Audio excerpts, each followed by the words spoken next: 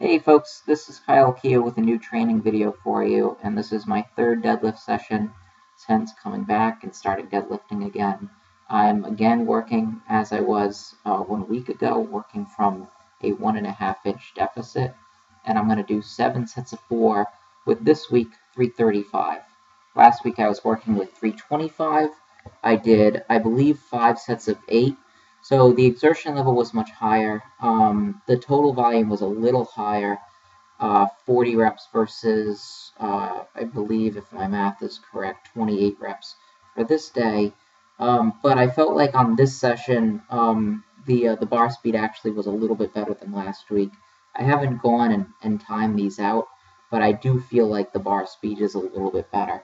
Now, some of that can be attributed to the fact that the degree of difficulty is a little bit easier on this day.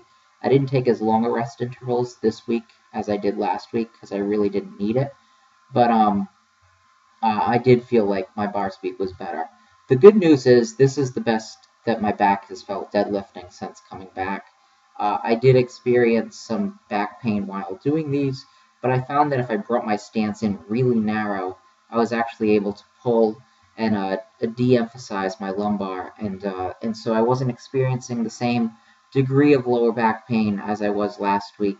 So that was pretty good. Now while I do this, I still have to remember to get my hips low enough.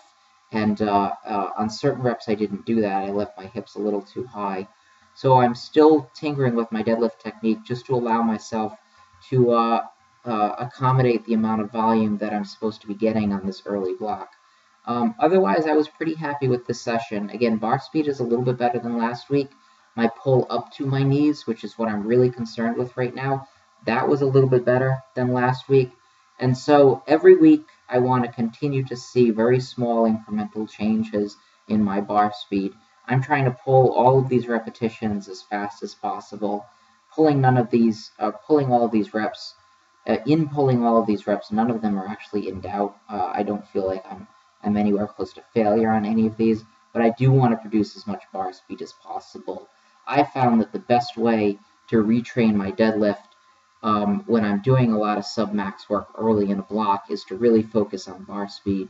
And if I can produce the same amount of bar speed as when I was a 550, a 560, a 570, or et cetera, pound deadlifter, then I'll know exactly where I stand without having to do high intensity work. Keep checking in, more videos for you very soon.